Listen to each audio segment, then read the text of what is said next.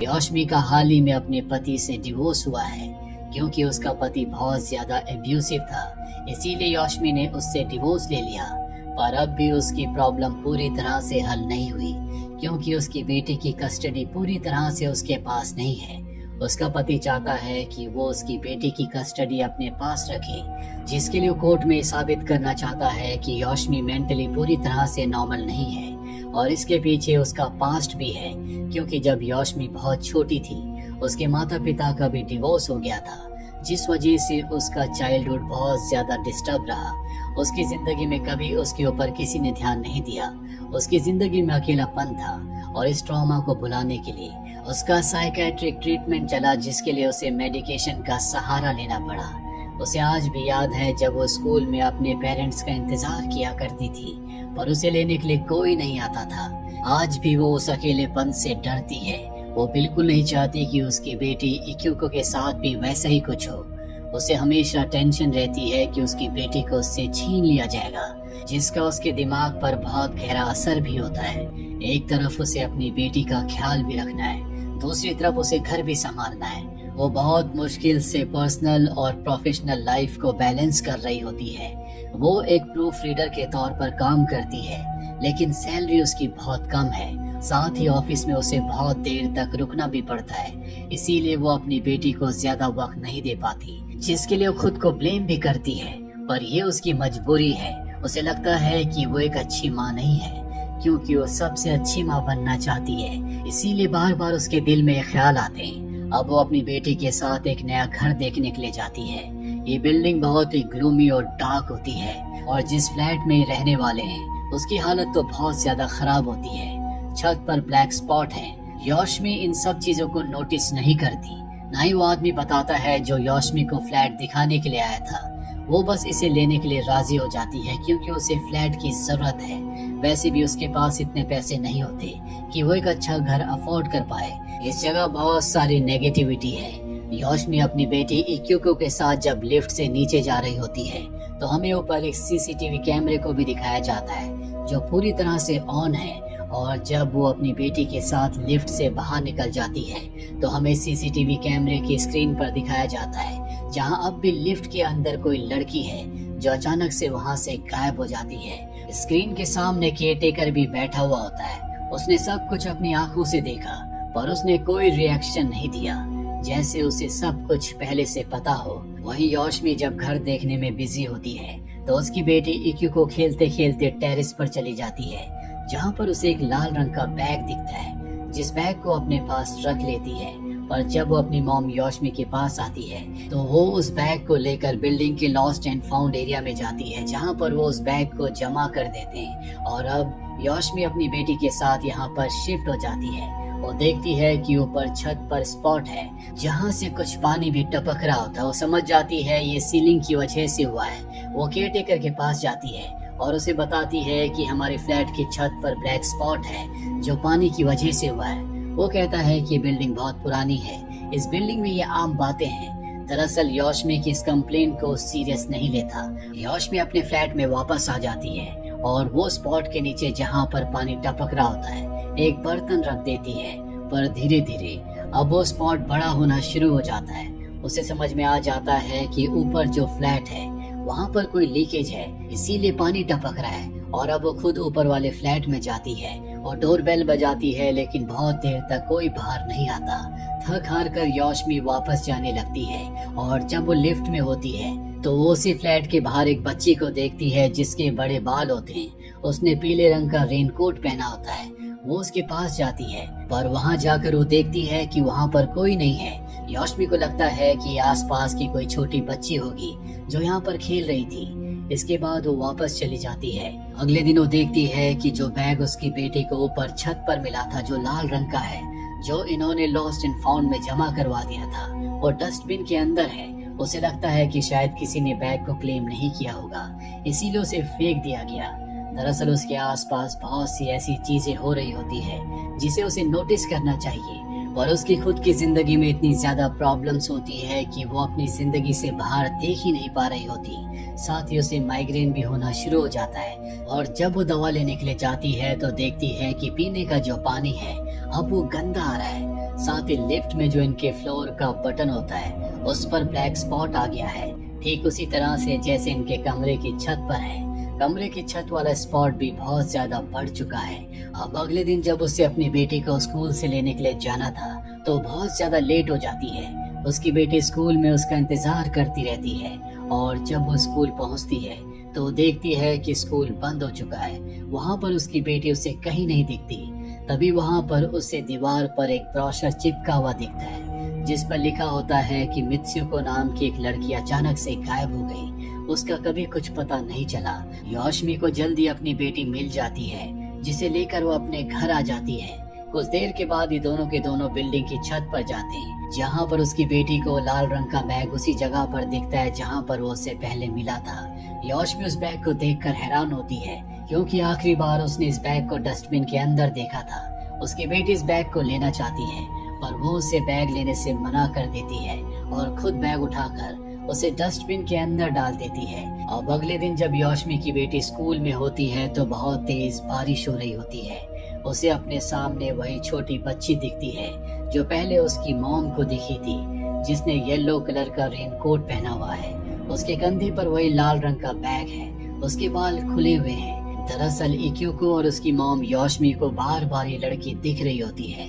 इक्यूको जब अपने दोस्तों के साथ स्कूल में हाइड एंड सीक खेल रही होती है तभी उसके सामने वही रेनकोट वाली लड़की आ जाती है जिसे देखकर वो बेहोश हो जाती है।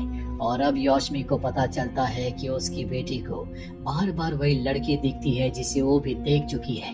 उसने उसके बहुत सारे स्केचेस बनाए होते हैं। इक्यूको का टीचर योशिमी को बताता है कि जो स्केचेस तुम्हारी बेटी बनाती है ये एक लड़की के हैं जिसका नाम मित्सुको है, जो 1 साल पहले अचानक से गायब हो गई। इसके बाद उसका कभी कुछ पता नहीं चला। आखिरी बार जब उसे देखा गया था तो उसने पीले रंग का रेनकोट पहना था। उसके पास लाल रंग का एक बैग था। और अब योशिमी हैरान हो जाती है, अगर ये बच्ची 1 साल से गायब है तो बार बार उसे और उसकी बेटी को ये क्यों दिखती है। इसके बाद वो अपनी बेटी के साथ घर आ जाती है। उसकी आंख लग जाती है और तभी उसे सपना आता है कि वही पीले रंग के रेनकोट वाली लड़की यानी कि मित्सुको उन्हीं की बिल्डिंग की तरफ आ रही है। तभी उसकी आंख खुल जाती है। वो देखती है कि उसकी बेटी इक्यूको उसके आसपास नहीं है। वो अपनी बेटी को फ्लैट में देखती है पर उसकी बेटी फ्लैट के अंदर नहीं होती। जिसके बाद वो बाहर जाती है पर अब भी उसकी बेटी उसे कहीं नहीं दिखती। और अब वो ऊपर वाले फ्लोर में जाती है और जो फ्लैट ठीक उनके फ्लैट के ऊपर होता है वो उसके दरवाजे को खोलती है। पहले वो लॉक था पर अब उसके दरवाजे खुले हुए होते हैं। जब वो फ्लैट के अंदर जाती है तो चारों तरफ पानी भरा हुआ होता है। दरअसल अंदर जितने भी टैप्स होते हैं वो सब के सब खुले हुए हैं। वहाँ पर उसे अपनी बेटी दिख जाती है जो अपने होश हवास में नहीं होती। योशिमी उसे अपनी गोद में उठा लेती है। योशिमी को पता चलता है कि मित्सुको जो पिछले 1 साल से गायब है वो अपने पिता के साथ इसी फ्लैट में रहा करती थी। योशिमी को अब तक समझ में आ चुका है कि यहाँ पर कुछ न कुछ गलत हुआ है और वो अपनी बेटी के साथ अपने फ्लैट को छोड़ने के लिए तैयार हो जाती है। पर तभी वहाँ पर उसका लॉयर आता है जो उसे समझाता है कि अगर बार बार तुमने इसी तरह से घर को बदला तो तुम्हारा केस कमजोर हो जाएगा। तुम्हारी बेटी की कस्टडी तुमसे छीन सकती है क्योंकि इस तरह का बिहेवियर मेंटल अनस्टेबिलिटी का एक साइन है। इसीलिए वो समझ जाती है कि अब उसे अपनी बेटी के साथ इसी घर पर रहना होगा। साथ ही उसे एक परमानेंट एड्रेस की जरूरत है ताकि वो कोर्ट में साबित कर सके कि उसके पास उसकी बेटी के साथ रहने के लिए एक परमानेंट घर है। लॉयर उसकी मदद करता है। वो बिल्डिंग के केयरटेकर के पास जाता और कहता है कि तुम्हें फ्लैट नंबर 405 को रेनोवेट करना होगा क्योंकि उसकी हालत बहुत ज्यादा खराब है। केयरटेकर उसकी बात मान जाता है। जिसके बाद योशिमी के फ्लैट को जिसका नंबर 405 है उसे पूरी तरह से रिपेयर किया जाता है। योशिमी की बेटी भी स्कूल जाना शुरू कर देती है। योशिमी की जिंदगी में अब सब कुछ पहले जैसा हो चुका है क्योंकि बहुत दिनों से उसे और उसकी बेटी को येलो रेनकोट वाली लड़की यानी कि मित्सुको नहीं दिखी। और एक दिन जब वो अपनी बेटी के बैग को चेक करती है तो उसके अंदर वही लाल रंग का छोटा सा बैग होता है जिसे उसने डस्टबिन के अंदर फेंक दिया था। वो अपनी बेटी से पूछती है कि ये बैग तुम्हारे पास कहाँ से आया, लेकिन उसे कुछ नहीं पता होता। और जब वो उस बैग को उठाती है तो उसे एक विजन आता है। जिसमें वो टेरिस पर बने वाटर टैंक को देखती है जिसके अंदर किसी ने इस लाल रंग के बैग को फेंका था। उसे समझ में आ जाता है कि वो लड़की यानी कि मित्सुको उसे कुछ बताना चाहती है। वो अपनी बेटी से कहती है कि मैं अभी टेरिस से वापस आती हूँ। उसकी बेटी कहती है कि मैं भी तुम्हारे साथ आना चाहती हूँ, पर वो अपनी बेटी को समझाती है कि तुम्हें घर पर ही रहना होगा।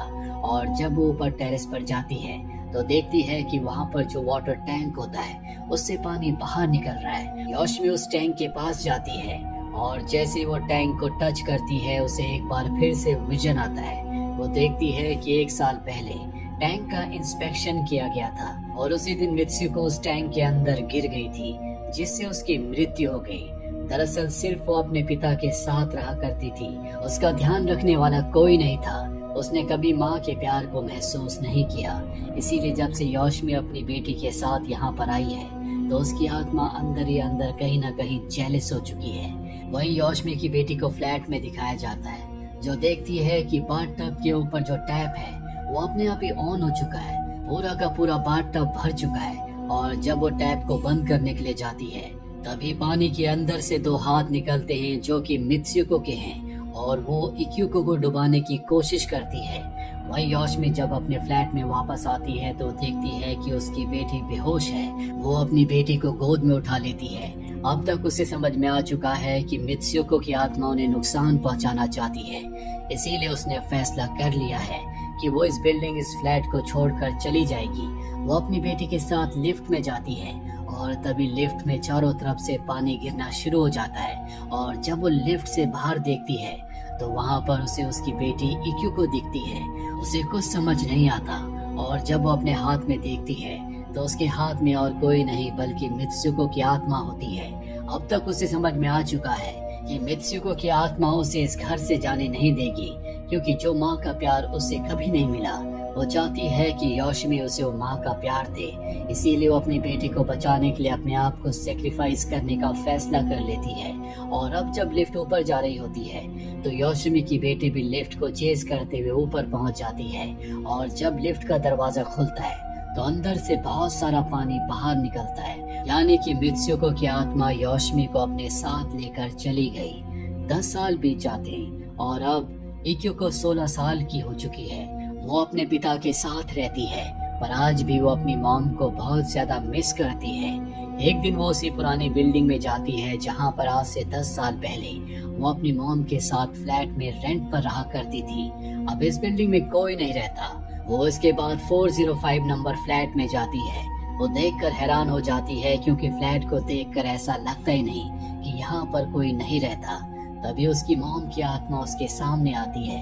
इक्युको अपनी मॉम को देखकर बहुत ज्यादा खुश हो जाती है। वो कहती है कि आप हमेशा मेरे आसपास थी, आपने मुझे क्यों नहीं बताया। उसकी मॉम योशिमी कहती है कि भले मैं तुम्हारे साथ नहीं हूँ पर हमेशा मैं तुम पर नजर रखती हूँ। मुझे पता है कि तुम अपनी जिंदगी में बहुत अच्छा कर रही हो जिसके लिए मैं बहुत खुश हूँ। तुम्हारी खुशी में ही मेरी खुशी है। वो कहती है कि मैं आपके साथ रह सकती हूँ पर योशिमी मना कर देती है। वो कहती है कि ये पॉसिबल नहीं है। इक्युको को भी अपनी मॉम की मजबूरी का पता है। तभी उसे एहसास होता है कि उसके पीछे कोई है। दरअसल ये मित्सुको की आत्मा होती है जो उसके पीछे है, जो उसकी मॉम की आत्मा को कभी यहाँ से जाने नहीं देगी। अगर उन्होंने यहाँ से जाने की कोशिश की तो हो सकता है कि वो उसकी बेटी इक्युको को नुकसान पहुँचाए और इक्युको अपनी मॉम की इस मजबूरी को समझती है और तभी उसके सामने से उसकी मॉम की आत्मा गायब हो जाती है, जिसके बाद इक्युको यहाँ से निकल जाती है। हालांकि उसके पिता उसकी मॉम के साथ अच्छा सलूक नहीं करते थे पर वो इक्युको के साथ अच्छे से रहते हैं। साथ ही अब उसे ये भी पता है कि उसकी मॉम हमेशा उसके आसपास रहती है, जो उस पर नजर रखती है, जिस एहसास से उसे बहुत खुशी होती है। इसी के साथ ये फिल्म, ये कहानी यहीं पर खत्म हो जाती है।